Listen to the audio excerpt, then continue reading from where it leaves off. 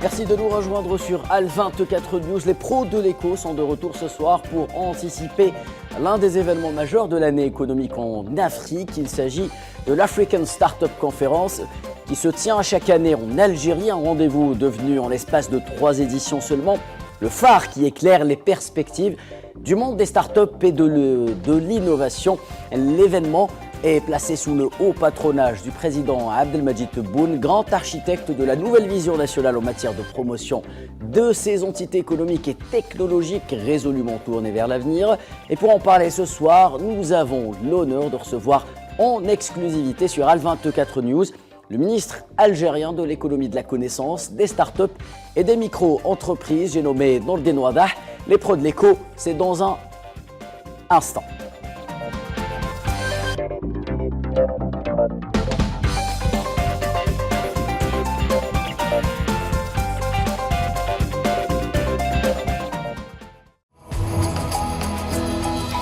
Across Africa, a new generation is rising, transforming challenges into solutions and turning obstacles into opportunities. From Cape Town to Kigali, Lagos to Algiers, Africans are seizing their future, building ventures that change lives and shaping the destiny of our continent. From the 6th to the 8th of December, under the high patronage of the President of the Algerian Republic, Algeria opens its doors for the 4th time to the innovators of Africa. 25,000 participants, 200 exhibitors, 200 technology experts, 150 investors, and one shared mission. Be part of the movement. Be part of Africa's future. African Startup Conference 2025, Raising African Champions.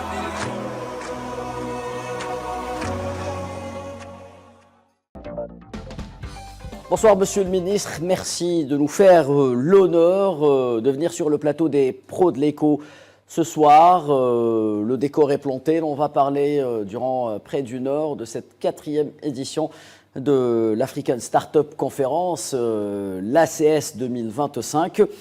Monsieur le Ministre, je l'ai dit lors de mon introduction, cette conférence s'est imposée en quelques éditions seulement, comme un rendez-vous majeur de l'innovation africaine. L'Algérie en est le pays hôte et l'initiatrice.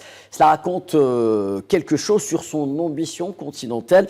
L'Africa Startup Conference se tient sous le haut patronage, je le rappelle, du président Abdelmadjid Tebboune. Est-ce qu'accorder une telle importance à la start-up de la part du chef de l'État en personne, c'est être pleinement conscience de l'avenir économique du pays?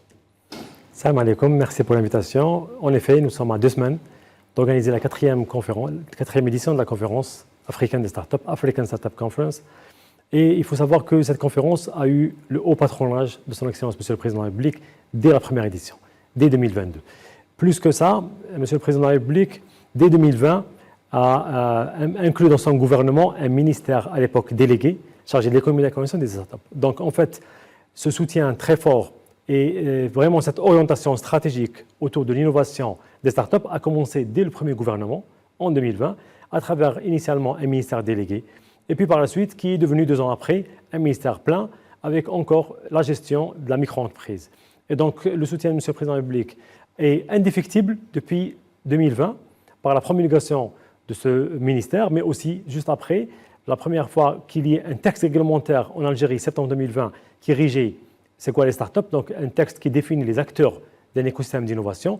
Et puis, ne pas oublier, en octobre 2020, le lancement par son Excellence, Monsieur le Président de la République, du Algerian Startup Fund, qui a été lancé par le Président lui-même.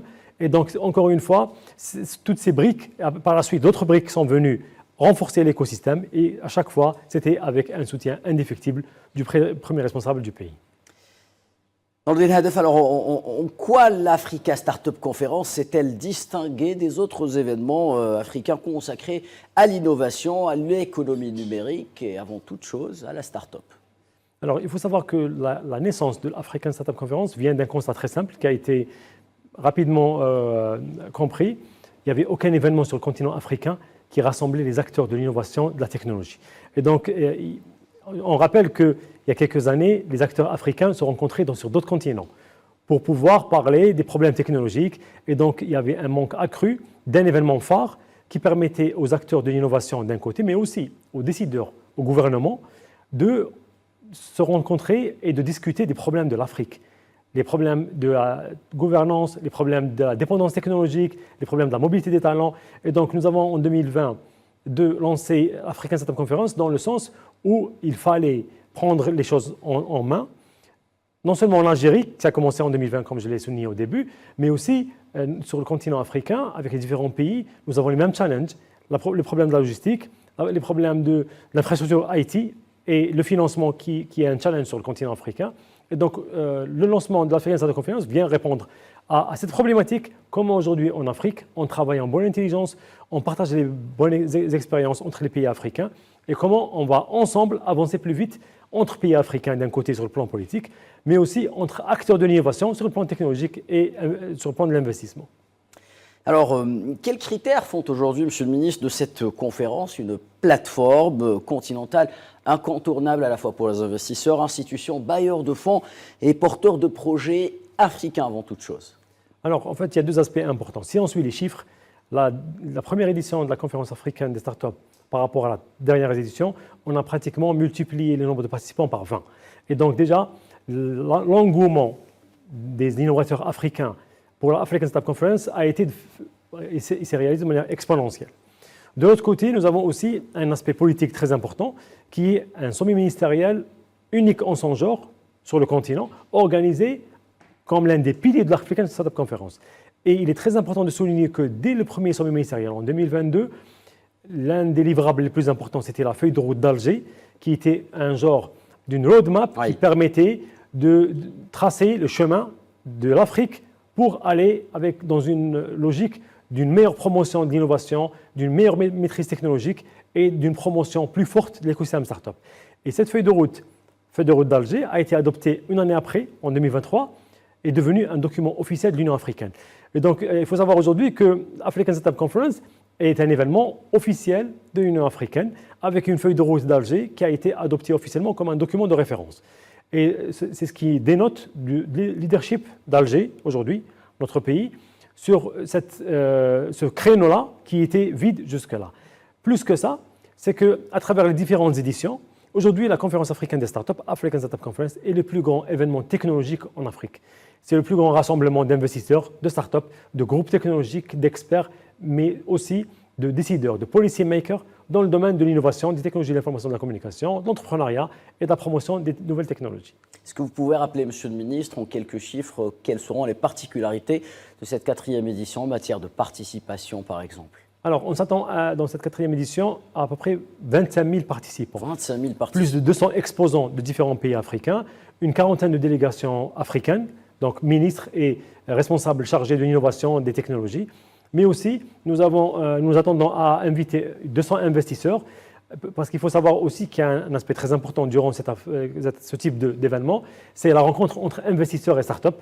Et l'une des manières de mesurer l'impact de ce type de manifestation sur l'économie des pays africains. C'est un peu le nerf de la guerre, cet aspect de financement de la start-up, qu'elle soit nationale ou africaine. Qu'est-ce qui pourrait attirer ces investisseurs justement dans la start-up africaine dans le cadre de l'ACS 2025 peut-être? Alors justement, une nouveauté que nous avons introduite dans la conférence africaine de la 4e édition, c'est ce que nous appelons le GPLP Summit.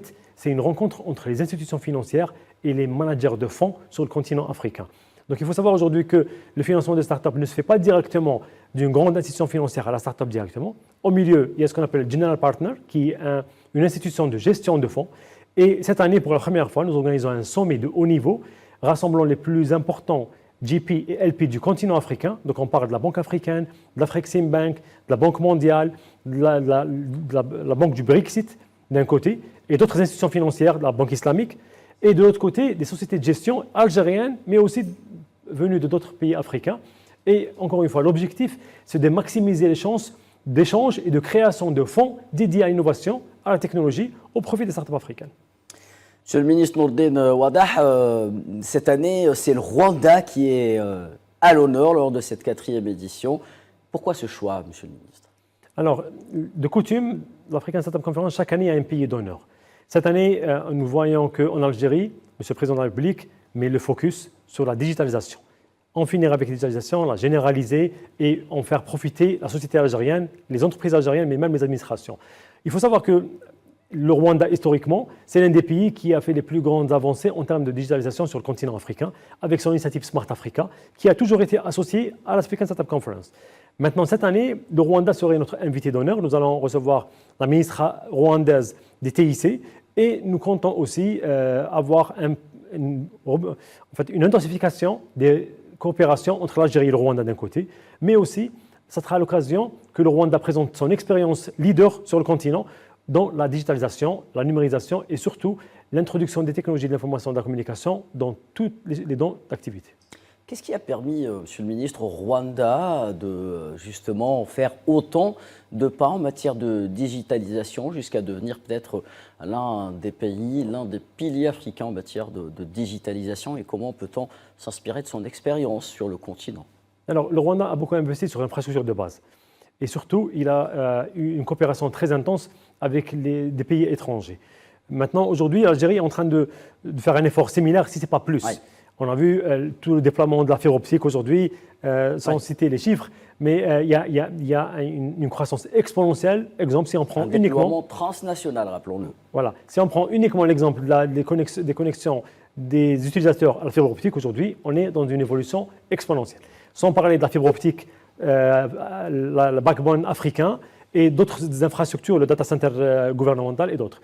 Et donc aujourd'hui, en Algérie, un effort monstre est déployé, mais il est toujours très intéressant, du moment que, comme je l'ai cité au début, sur le continent africain, les différents pays ont les mêmes challenges, surtout en termes d'infrastructures, de financement, de promotion d'innovation et des technologies de l'information et de la communication. Et donc, on sera toujours gagnant à échanger les best practices, les meilleures pratiques sur le terrain avec des pays leaders comme le Rwanda. Justement, il y a l'Afrique, mais il y a aussi le monde en matière de start-up, de technologie, d'économie de la connaissance, d'innovation. Comment cet événement contribue-t-il justement à repositionner ce continent africain dans la chaîne de valeur technologique mondiale? Alors, il est important de souligner qu'aujourd'hui, l'African Startup Conference est africaine sur le plan politique. Mais la partie technologique, nous recevons des délégations de tous les pays du monde. Oui. En termes d'investisseurs, worldwide, comme on dit. C'est clair. Donc, on reste africain sur l'aspect politique, ministériel summit, mais sur la partie business, on reçoit des fonds d'investissement, on reçoit des experts de tous les continents. Donc ça, c'est très important. Et chaque année, nous avons des pays européens, américains et même des pays du Moyen-Orient qui viennent participer à l'African Startup Conference avec des délégations d'experts et même de start-up. L'année passée, on a eu une délégation suisse, une délégation de la République tchèque. Cette année, nous allons avoir une délégation de la Slovénie, une autre délégation de la Corée du Sud. Donc l'événement sur le plan technologique est très ouvert au monde. Et c'est très important. Parce qu'aujourd'hui, si on veut être leader, on doit s'ouvrir au monde.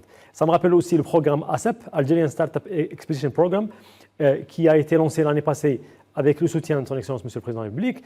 L'année passée, nous avons pu envoyer des startups en formation à 3 destinations, États-Unis, Corée du Sud et Chine. Cette année, nous avons étendu ce programme pour envoyer des startups en Slovénie et même au Japon.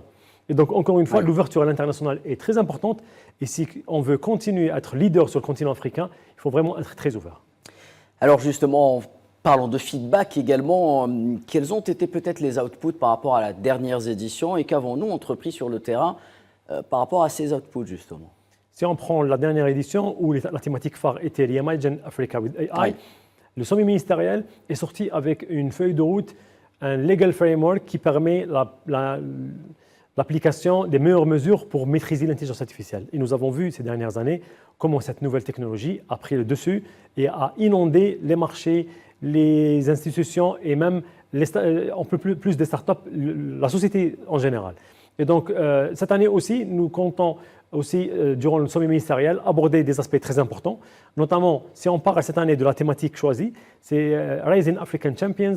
L'objectif est de donner la parole aux champions africains, aux champions dans le sens entrepreneurs, inspirants, qui ont réellement, à travers le lancement d'une technologie, lancement d'une start-up, d'un business, pu changer la face de l'Afrique. Je cite par exemple les grandes entreprises technologiques au Nigeria, en Algérie, au Kenya, en Afrique du Sud ou en Égypte. Donc ces champions africains nous feront l'honneur et on va les mettre sur le main stage, on va leur donner la parole et permettre d'apprendre de leur expérience. Plus que ça, nous allons organiser en même temps, en marge de la conférence africaine, un sommet Champion Ministers, dans le sens où aujourd'hui nous allons mettre autour de la même table des décideurs et des entrepreneurs inspirants et successful, qui ont réussi sur le continent africain. Et encore une fois, l'objectif est de parler de manière franche et pragmatique comment aujourd'hui l'Afrique peut produire plus de champions et prendre le destin technologique entre ses mains. Avant de basculer sur le modèle algérien de la start-up et l'économie de la connaissance, est-ce qu'on pourrait connaître quel sera le thème justement le thème central de cette 4e édition de l'Africa Startup Conference? Justement, cette année, nous avons choisi de mettre le focus sur les histoires de réussite. Aujourd'hui, il faut montrer Exact. Aujourd'hui, il faut montrer aux jeunes Africains qu'on peut avoir une entreprise technologique qui vaut des centaines de millions de dollars tout en étant sur le continent africain. Il faut casser cette image qu'il faut aller sur d'autres continents pour réussir. Et nous allons, de manière très pragmatique et réaliste, inviter les plus grandes startups africaines pour venir présenter leur success story durant la African Startup Conference à travers plusieurs initiatives. Il y a un panel de discussion, il y a des workshops, il y a des rencontres avec des ministres, il y a des discussions avec des investisseurs. Et il faut savoir que généralement, si vous invitez les meilleurs entrepreneurs, vous allez de manière automatique inviter leur écosystème et donc leur réseau d'experts, leur réseau d'investisseurs et aussi leur marché. Et c'est très important aussi, encore une fois, que l'African Startup Conference soit une occasion pour ouvrir des opportunités de marché aux startups algériennes, mais aussi aux startups africaines, que nous comptons cette fois vraiment une participation très forte de ce côté-là. Très bien, il est indéniable que l'Africa Startup Conference reste peut-être la plus belle vitrine, que ce soit au niveau africain, mais également international, mondial, pour la start-up algérienne. Justement, quels sont aujourd'hui, en 2025, après avoir peut-être déroulé l'ensemble de la vision algérienne de la start-up, quels sont, selon vous, les marqueurs distinctifs du modèle algérien de la start-up? Qu'est-ce qui la différencie du reste? Alors, pour être honnête, aujourd'hui, nous aspirons à avoir des startups de rang mondial. Et pour cela, nous devons nous inscrire dans la dynamique mondiale qui existe un peu partout dans le monde, y compris en Afrique. Aujourd'hui, en Algérie, les startups, il faut savoir que aussi, les startups les plus réussies aujourd'hui, c'est celles qui font dans ce qu'on appelle le business to customer. Ça veut dire qu'ils ont des technologies à proposer aux citoyens. Exactement. Pourquoi? Tout simplement parce qu'aujourd'hui, le client le plus fidèle et le plus facile, c'est le citoyen. Aujourd'hui, nous avons très bien l'engouement de la jeunesse africaine à la technologie. Et donc aujourd'hui, quand vous êtes une start-up en Algérie, c'est beaucoup plus facile de rendre un service, vendre une technologie aux citoyens. Et c'est pour ça que le B2C est le créneau le plus porteur. Par la suite, en deuxième degré, ça arrive le B2B et le business to government. Et l'effort que nous devons faire aujourd'hui, c'est de faire un peu plus confiance à la technologie algérienne au niveau entreprise, mais aussi au niveau institution gouvernementale. Et c'est de cette manière-là que nous allons donner la chance à plus de startups de devenir des champions, dans un premier temps sur le marché algérien, mais surtout de leur donner une propulsion sur le marché africain et même sur le marché mondial. Et donc pour résumer et répondre à votre question, aujourd'hui le modèle le plus répandu de la startup algérienne, c'est la startup qui offre quelque chose de technologique, une solution technologique aux citoyens, et ça marche très très bien, avec des chiffres d'affaires de quelques millions de dollars par mois pour certaines startups algériennes, et c'est une fierté pour nous. Le challenge que nous avons aujourd'hui en travaillant avec les différents secteurs et avec les différents acteurs économiques, publics et privés, est de diversifier un peu plus et permettre à des startups de vendre des solutions pour le secteur industriel, pour le secteur de l'agriculture, pour le secteur de l'énergie, pour le tourisme. Et de cette manière-là, nous allons diversifier le portefeuille des startups en Algérie et donner plus de chances à des histoires de réussite en Algérie, mais aussi sur d'autres continents. Vous avez cité, Monsieur le Ministre, le segment B2C sur lequel se porte l'intérêt des startups peut-être algériennes, justement. Vous m'amenez à parler de modèle économique de la start-up algérienne qui semble naturellement se porter ou se diriger vers le courtage. Beaucoup de nos startups se positionnent sur les services. Comment créer un engouement peut-être nouveau, placer le curseur sur l'innovation, mais également sur la R&D, lorsqu'on sait combien la R&D a besoin de capitaux pour pouvoir avancer?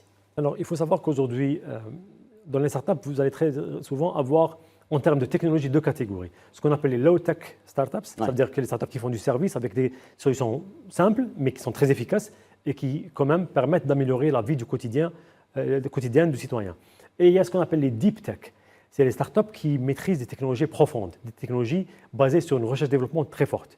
Et c'est dans ce sens où nous multiplions notre travail quotidiennement avec l'université et les centres de recherche pour, dans un premier temps, avoir une recherche-développement très forte, mais pas uniquement sur le domaine académique, aussi dans le domaine industriel. Si on va sur ce créneau-là, aujourd'hui, si on prend les pays qui ont vraiment adopté l'économie de la connaissance et fait des pas de géant, l'une des caractéristiques phares, c'est des dépenses très fortes en recherche et développement. Oui. Quand on va décortiquer ces dépenses, qui sont généralement autour de 2 à 3% du PIB, on va trouver que les 2 tiers des dépenses sont faites par des entreprises, pas par l'université. Oui. Donc aujourd'hui, l'Algérie déploie un effort monstre en finançant de la recherche et développement à l'université et centres de recherche. Nous devons déployer le double des efforts dans le corporate, dans les établissements industriels, économiques, publics et privés. Et donc l'effort que nous devons faire aujourd'hui, c'est inciter nos entreprises publiques et privées à dépenser davantage dans la recherche et développement et dans l'innovation. Et pour cela, le législateur algérien a déjà prévu des mécanismes très incitateurs. Je cite par cela les mécanismes d'open innovation et d'exonération fiscale pour la recherche et développement qui sont introduits dès la loi de finances 2023. Et ils ont été encore confirmés et améliorés durant la loi de finances 2025.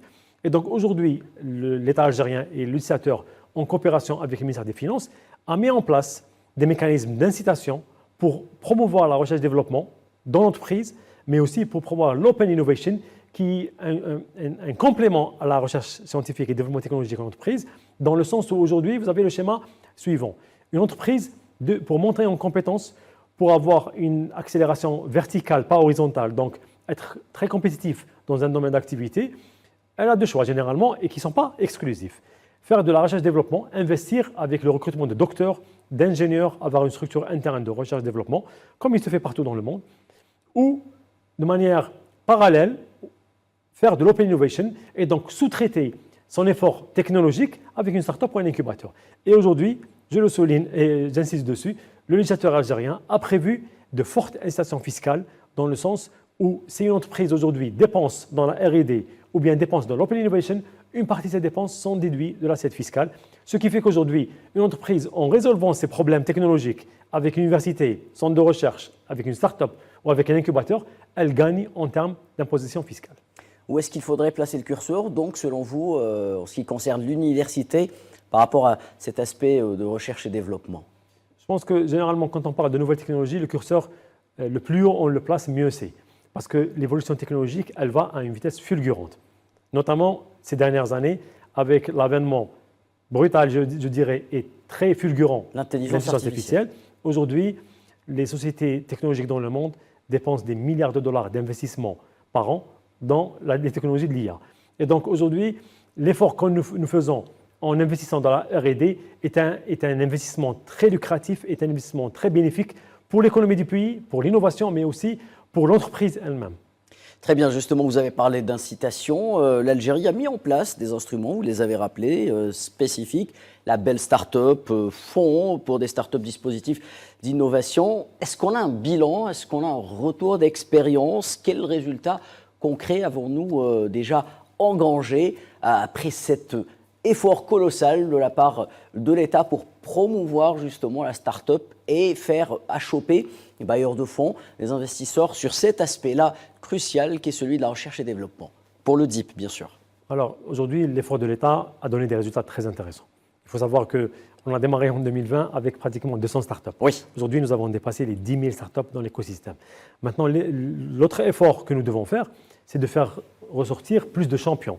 Et généralement, les champions, c'est les entreprises qui sont plus dans la deep tech. Donc les entreprises qui vont aller dans un sens où investir massivement dans une recherche-développement très poussée et derrière aller résoudre les problèmes d'industriels, les problèmes d'institutions publiques, les problèmes de l'agriculture, de l'énergie, du tourisme et des secteurs qui sont très porteurs en Algérie. Maintenant, cet effort aussi, il se concrétise cette année avec d'autres mesures qui vont arriver en 2026, dans le sens où nous allons encore une fois donner une marge de manœuvre plus importante aux entreprises quand elles investissent dans l'innovation.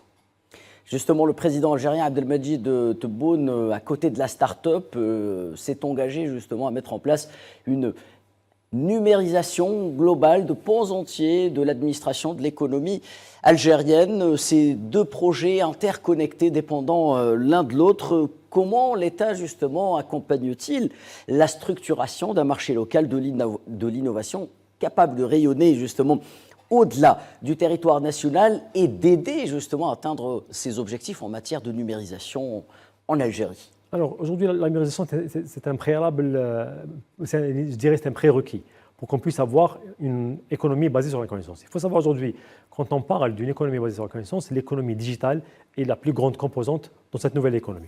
Et c'est pour ça que, revenons à votre question précédente, la majorité des startups aujourd'hui sont dans les services, dans les services IT, dans le sens où maîtriser les technologies de l'information et de la communication permettent d'améliorer et de fournir aux citoyens des services et des solutions très innovantes et qui sont très lucratifs sur le marché. Maintenant, le rôle des startups, qu'est-ce que peuvent jouer comme rôle les startups dans cet effort soutenu par le premier responsable du pays, et qu'en ayant des startups puissantes dans les technologies de l'information et des communications, nous assurons une transition digitale souveraine, dans le sens où les technologies seront maîtrisées par nos entreprises. Et donc, on parle aujourd'hui de transition digitale, mais il faut savoir qu'aujourd'hui, les leaders mondiaux, qu'on connaît très bien, dominent le marché mondial en termes de digitalisation. Et c'est très important et c'est stratégique qu'en Algérie, qu'on puisse avoir un noyau d'entreprises technologiques, notamment start-up, qui ait un minimum de maîtrise technologique pour que notre transition numérique se fasse dans les meilleures conditions, avec une garantie de la souveraineté digitale, qui est aujourd'hui une souveraineté liée à la sécurité et à la stratégie d'un pays et même à la stratégie d'un continent.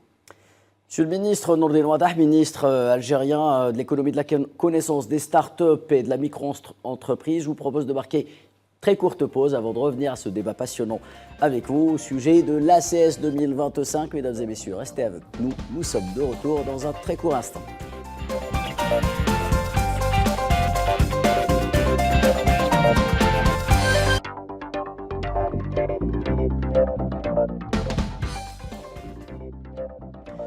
Retour sur le plateau des pros de l'écho. Madame, monsieur, si vous venez de nous rejoindre, nous parlons ce soir de l'Africa Startup Conference 2025 qui se tiendra en Algérie comme chaque année du 6 au 8 décembre prochain. Nous avons le grand honneur pour en parler de recevoir ce soir M. Nordine Waddah, ministre algérien de l'économie de la connaissance, des startups et de la micro-entreprise. Monsieur le ministre, le débat est passionnant avec vous. Un mot avant de parler d'écosystème, start-up, peut-être durable, attractif en Afrique.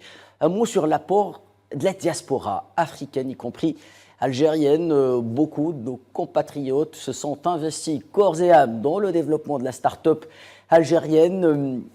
Quelle place leur réserve aujourd'hui l'Africa Startup Conference? Alors, il faut savoir qu'aujourd'hui, notre communauté à l'étranger a déjà une place de choix dans l'écosystème algérien. On l'a plusieurs fois annoncé, on a entre 15 et 20% des startups algériennes aujourd'hui dont le fondateur ne vit pas en Algérie. Aujourd'hui, on peut avoir une entreprise technologique un peu partout dans le monde sans être physiquement présent. Et ça s'est fait en Algérie, notamment dans le sens où nous avons dès le premier jour digitalisé tous les process. Donc, du moment que tout se fait en ligne, à distance, donc on peut très facilement impliquer n'importe quelle compétence algérienne sur la planète pour avoir un business technologique en Algérie. Maintenant, de manière naturelle, dès le lancement de l'African Startup Conference, nous avons consacré un volet important à la diaspora africaine. Donc les compétences africaines, chaque année, viennent en force à l'African Startup Conference. Et à partir de la 3e édition, nous avons même un side event, un événement particulier, concomitant, qui se passe avec l'African Startup Conference, qui est dédié aux compétences africaines qui viennent de tous les continents et discuter avec les acteurs d'innovation en Afrique et apporter leur contribution, une expertise technologique, un financement, un réseau. Donc, en fait, il faut savoir que nos compétences à l'étranger ont beaucoup à apporter à l'écosystème technologique en Algérie ou que ce soit en Afrique. Et donc, comme chaque année, et à partir de l'année passée et cette année, nous avons, en collaboration avec M. Chaïb, le secrétaire d'État chargé de la communauté algérienne à l'étranger, organisons une journée dédiée à la diaspora durant l'African Startup Conference. Donc, pour vous dire la place de choix que nous réservons durant l'ASC pour toutes les compétences africaines et essentiellement les compétences africaines, parce que nous croyons qu'aujourd'hui, construire une économie basée sur la connaissance demande la mobilisation des compétences, toutes les compétences, quelle que soit leur localisation géographique, leur domaine, mais aussi, on a aussi besoin de mobiliser des compétences africaines dans l'effort de construire une économie nouvelle sur le continent. Justement, beaucoup de nos compatriotes se trouvent dans le cœur battant de l'écosystème mondial de la start-up, à la Silicon Valley, par exemple, chez les GAFAM, où ils participent pleinement, contribuent au développement de l'avenir de la start-up, de l'intelligence artificielle. Quelle est la meilleure manière de les faire contribuer cet effort national de la promotion de ce secteur, selon vous? Alors, notre département ministériel, depuis le premier jour, a toujours donné une importance particulière à toutes les compétences algériennes. Et je vous cite juste un exemple. Le programme que j'ai cité tout à l'heure, ASEP, Oui. Algerian Startup Expansion Program, il faut savoir que cette année, dans toutes les expéditions, dans le programme, il y a une rencontre spéciale en coordination avec le consulat ou l'ambassade sur place, avec notre communauté à l'étranger. Et c'est une manière aussi de renforcer les liens entre l'écosystème et nos compétences sur la planète. Et donc, plus que ça, cette année, durant l'African Startup Conference, en plus de la journée compétences africaines, il y a des événements concomitants, des side events qui sont organisés exclusivement par nos compétences à l'étranger. Nous avons des groupes d'Algériens au Canada qui organisent un événement sur le gaming. Nous avons un groupe d'Algériens des États-Unis qui organise un événement sur l'intelligence artificielle. Et donc, encore une fois, nous mettons toutes les conditions favorables pour que dans ce genre d'événement continental, mais aussi au quotidien, les compétences algériennes puissent réellement contribuer de manière significative, pas uniquement à travers des talks ou à travers des discussions, mais à travers un échange d'expertise, une rencontre avec des startups et même le lancement de startups en Algérie. Et nous avons, comme je l'ai souligné, un nombre non négligeable de startups algériennes aujourd'hui dans l'écosystème qui sont lancées par des Algériens qui sont quelque part dans le monde. Merci, Monsieur le Ministre. Alors, parlons un peu peut-être des défis, parce que la start-up, vous le savez mieux que quiconque, c'est l'avenir, c'est un monde qui avance rapidement sous la pression de ce nouveau venu du monde technologique, j'ai nommé l'intelligence artificielle, qui dicte sa loi sur l'ensemble des chaînes de valeurs économiques mondiales. Quels sont peut-être les principaux défis auxquels devra faire face l'écosystème national dans les prochaines années, l'écosystème entrepreneurial basé sur la start-up, et comment peut-il justement devenir ou rester la locomotive, l'une des locomotives africaines de ce secteur? Il faut savoir que de manière générale, construire un écosystème d'innovation is very challenging, c'est très compliqué, dans le sens où nous aspirons à construire et à promouvoir des startups de rang mondial. Et donc nous avons l'obligation de leur donner les mêmes conditions qu'il y a dans les meilleurs écosystèmes du monde. D'où le lancement de l'African Startup Conference, dans le sens où nous, pays africains, nous devons nous assembler et rassembler nos efforts pour améliorer l'écosystème africain. Je vous donne un exemple très simple. Aujourd'hui, une startup en Europe ou en Amérique, elle a une monnaie unique, une langue unique parfois, marché unique. Et un marché unique, une législation unique. Et African Startup Conference a été lancée pour qu'on puisse limiter les entraves des startups africaines, au moins sur le continent africain. Est-ce que la ZLECAf, la zone de libre-écéchange africain, a un rôle à jouer justement Bien sûr. Et dans alors, cet aspect? La ZLECAf, l'organe elle-même est l'invité de choix pour la prochaine édition de l'African Startup Conference, parce que nous croyons que l'un des rôles de l'ASC, c'est de garantir un marché unique, mais un marché important pour les startups, si encore une fois, on veut qu'elle ait un rang mondial. De l'autre côté, un aspect très important qui est lié à l'intelligence artificielle, j'ai cité tout à l'heure, l'IA aujourd'hui fait l'effet d'un tsunami sur les économies, sur l'écosystème technologique, mais aussi sur les pratiques et sur les sociétés, ce qui est très important. Maintenant, nous avons, en fait, l'IA, vous allez avoir deux challenges. Le premier, c'est de maîtriser la technologie pour pouvoir ne pas créer, encore une fois, un écart technologique, comme ça a été le cas il y a une dizaine d'années dans la digitalisation. Mais de l'autre côté, il faut aussi s'adapter dans le sens où cette technologie change beaucoup de pratiques. On parle d'un enseignement différent, on parle d'un journalisme différent, on parle d'une création de contenu différente. Il y a vraiment des domaines qui vont être bousculés de manière non négligeable. Et aujourd'hui, nous devons être avant-gardistes et avoir des entreprises très fortes, essentiellement des startups, qui maîtrisent ces technologies pour qu'on puisse faire face aux effets difficiles et aux effets non négligeables qu'induit l'utilisation massive de cette technologie dans le quotidien du citoyen de manière générale. L'Algérie s'est dotée d'une école d'enseignement supérieur consacrée à l'intelligence artificielle. L'idée du président algérien, encore une fois, de créer cette école pour préparer justement l'avenir et les nouvelles générations de demain qui auront, bien entendu, à diriger l'économie nationale sous un prisme technologique, car l'Algérie, tout comme l'Afrique, n'a pas le choix, elle doit monter dans ce train qui avance à vive allure. Quel est aujourd'hui l'apport de cet outil aux startups, justement, en matière de vision, mais également en matière d'application? Il faut dire que l'Algérie, sur ce créneau-là, a été avant-gardiste. Parce qu'il y a 5 ans, le président de la République a décidé de créer une école dédiée aux mathématiques et une autre dédiée à l'intelligence artificielle. Et c'est venu avant l'avènement fulgurant du Generative AI, l'IA générative. Donc, franchement, on a un pas en avance par rapport à l'aspect formation, à l'aspect compétences humaines. Maintenant, l'intelligence artificielle se base sur des compétences humaines très fortes et nous sommes conscients de cela. Donc, nous travaillons en étroite collaboration avec le ministère de l'Enseignement supérieur et de la Recherche scientifique pour que ces compétences soient aussi un input pour des startups de très haut niveau dans la deep tech. De l'autre côté, nous devons aussi accompagner cela par un investissement massif en infrastructure. Il y a des efforts importants qui sont sur le terrain, notamment à travers les efforts du ministère des Postes et Télécommunications. Et nous devons démultiplier cela. Et les acteurs économiques aussi, aujourd'hui, peuvent jouer un rôle important parce que l'investissement en infrastructure IA aujourd'hui se fait en milliards de dollars sur tous les pays du monde. Et donc, en Afrique aujourd'hui, nous devons faire un effort similaire si nous voulons éviter encore une fois une fracture technologique dans ce domaine qui va à une vitesse beaucoup plus rapide que les technologies d'information et des communications les décennies précédentes. Justement, nous parlez du continent africain qui doit attirer d'une manière ou d'une autre ses capitaux. Quels sont les atouts majeurs de ce continent, hormis sa jeunesse? On sait que l'Afrique sera en 2050 où comptera plus de 2 milliards de personnes, grande majorité de jeunes. Est-ce que c'est cela l'atout numéro 1 ou est-ce que ce continent recèle d'autres atouts qui feront de lui peut-être demain le continent de la start-up, de la technologie, pourquoi pas? Alors aujourd'hui, l'Afrique est le seul continent sur la planète dont la démographie est en progression positive. Et croyez-moi, c'est un point positif, contrairement à ce qu'on peut penser. Alors, les populations... ce que pourrait nous faire penser. Voilà, les populations sur d'autres continents reculent.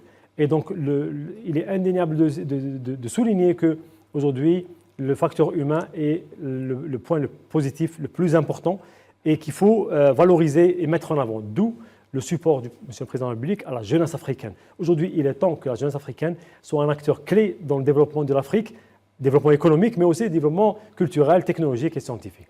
De l'autre côté aussi, aujourd'hui, il faut savoir qu'en Afrique, c'est un continent de ressources non négligeables. Nous voyons très bien ce qui se passe comme combat géostratégique dans le monde par rapport aux terres rares, par rapport aux ressources minières, par rapport aux métaux précieux, mais aussi en Afrique aujourd'hui, et notamment en Algérie, nous avons des avantages comparatifs non négligeables, surtout en coût de l'énergie.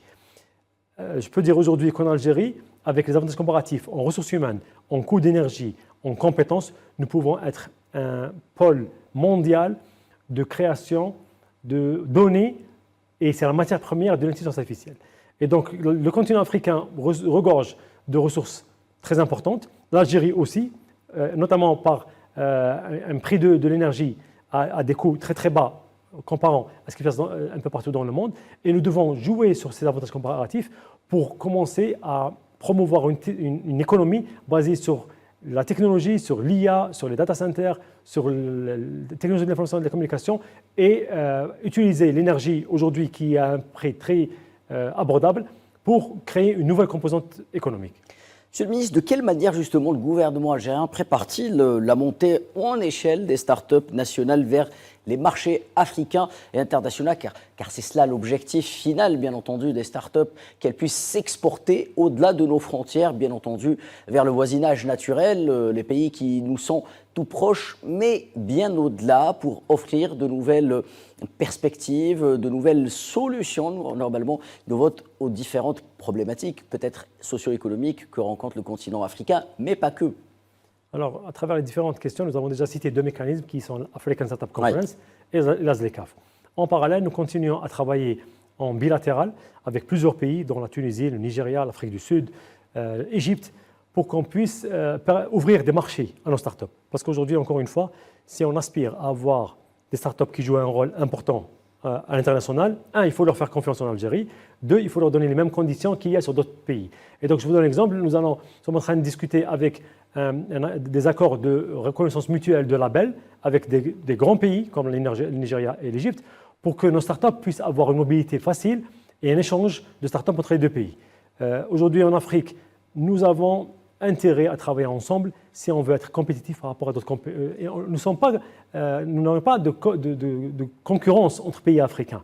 Parce que si on compare par rapport à d'autres continents, nous sommes très loin en termes de levée de fonds, en termes de maîtrise technologique, en termes de unicorns, le nombre de startups dont la valeur dépense $1 milliard. Donc aujourd'hui, les licornes, ouais. Voilà. Et aujourd'hui, donc, nous avons tout intérêt à travailler main dans la main avec les pays africains et pas en concurrence. Et surtout, l'African Startup Conference est l'un des meilleurs, on va dire, ateliers qui permettent cette Pan-African Development des startups. La mutualisation des efforts, donc, la conjonction des efforts, la synergie pour donner cette force de frappe peut-être au continent africain face à ces mastodontes mondiaux qui s'accaparent déjà de pans entiers de ces secteurs, mais également des parts de marché en ce qui concerne ce secteur.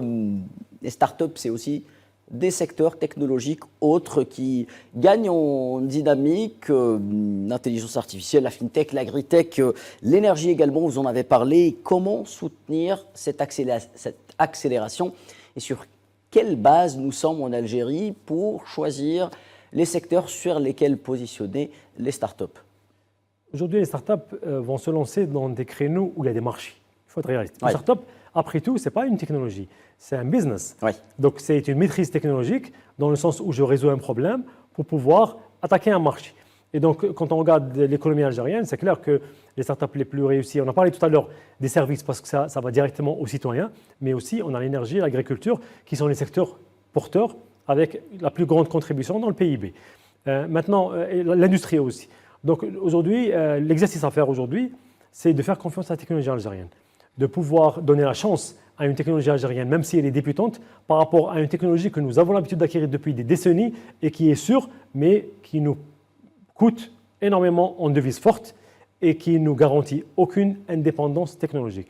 Donc aujourd'hui, l'exercice à faire de manière générale, c'est ce que nous faisons avec des rencontres régulières avec tous les secteurs. Nous avons fait ça avec l'énergie, avec l'hydraulique. Nous avons cet après-midi une rencontre avec l'industrie et d'autres rencontres avec d'autres secteurs pour pouvoir faire le rapprochement entre des entreprises technologiques algériennes, des startups et des groupes industriels publics et privés. Et encore une fois, si on a un effort aujourd'hui à faire, plus particulièrement avec le secteur privé, en attendant que ce secteur puisse utiliser plus de technologies développées en Algérie, mais aussi, un autre point très important, c'est d'investir dans des startups algériennes. Et pour cela, en 2025, il y a eu la promulgation du texte réglementaire qui régit le Fonds commun de placement à risque, FCPR. Aujourd'hui, FCPR est un texte qui permet de mettre l'Algérie au diapason de ce qui existe sur les marchés financiers mondiaux. Donc le FCPR aujourd'hui, c'est l'équivalent du GPLP process partout dans le monde.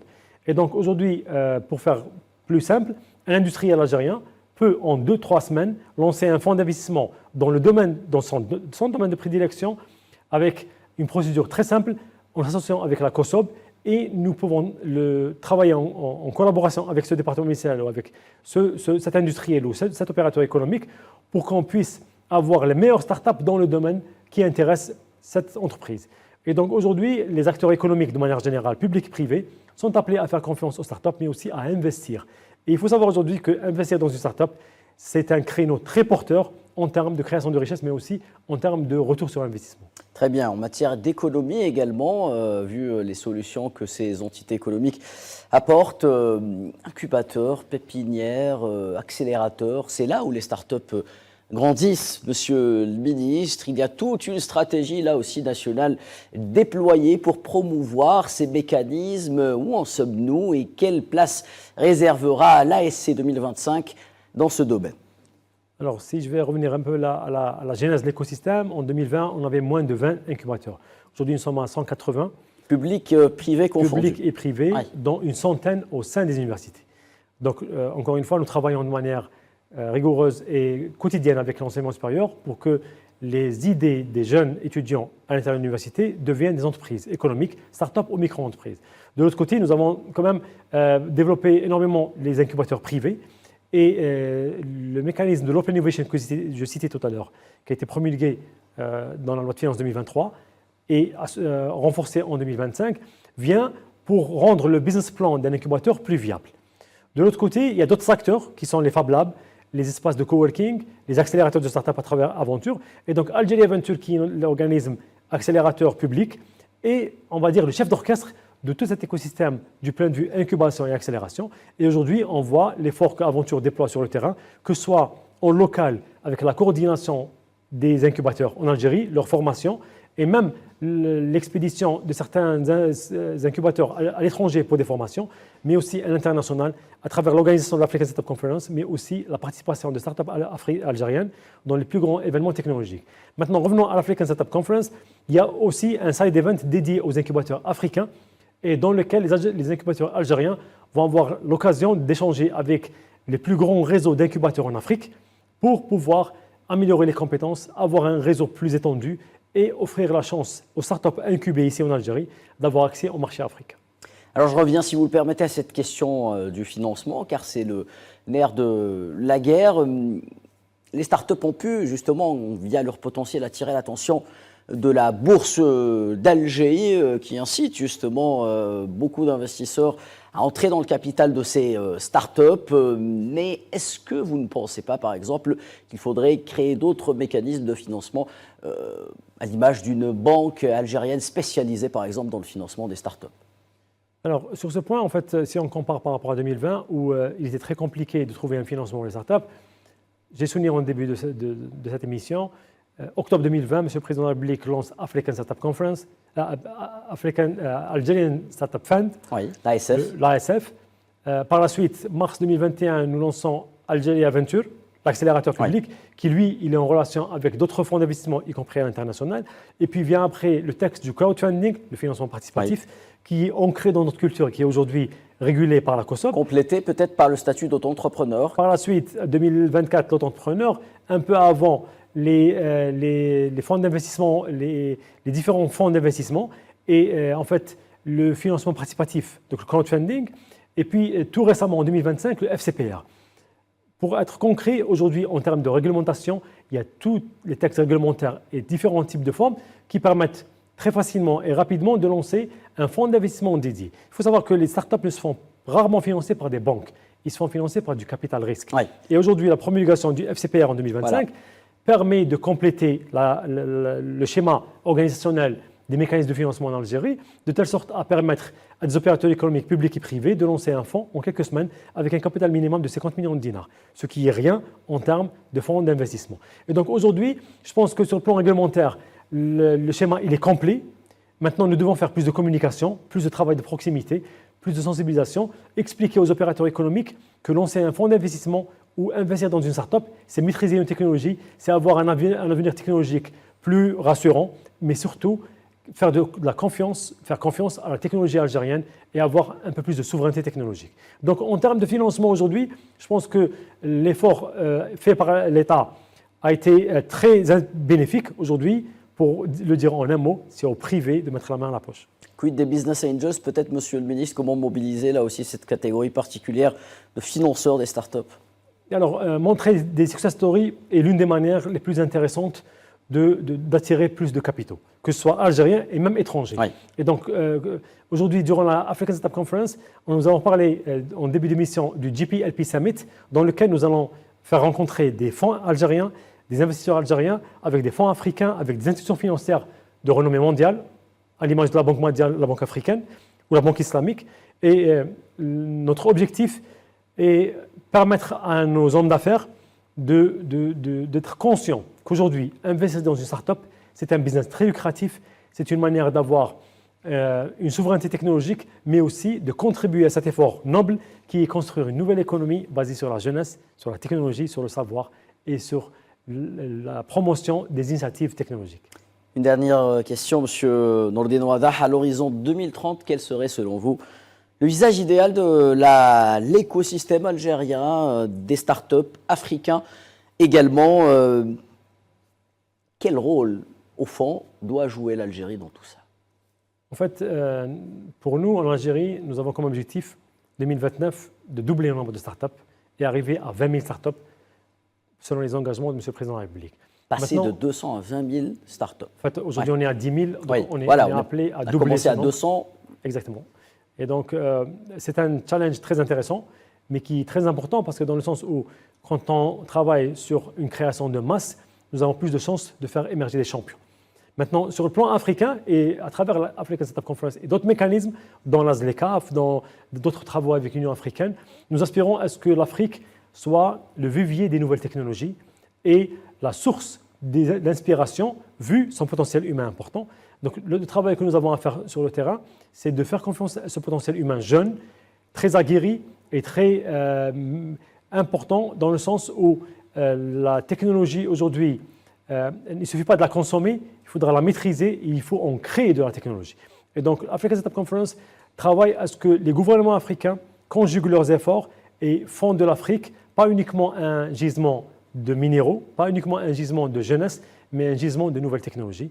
Et je pense que le défi est à notre portée, mais nous devons encore une fois travailler en bonne intelligence ensemble, que ce soit en Algérie, mais même sur le continent africain, et même plus avec la région MENA, avec les pays arabes. C'est important, encore une fois, de conjuguer les efforts, travailler en bonne intelligence, être très ouvert, parce que la concurrence est féroce en Occident. Save the date, donc, comme on dit, monsieur le ministre. Rendez-vous les 6, 7 et 8 décembre prochains pour l'Africa Startup Conference 2025 à Alger. Mesdames et messieurs, c'était donc monsieur Nourdine Ouadaha avec nous, ministre algérien de l'économie de la connaissance, des startups et des startups et de la micro-entreprise. Merci, monsieur le ministre, d'avoir répondu à toutes nos questions. Merci à vous, chers téléspectateurs, de votre fidélité. À très bientôt.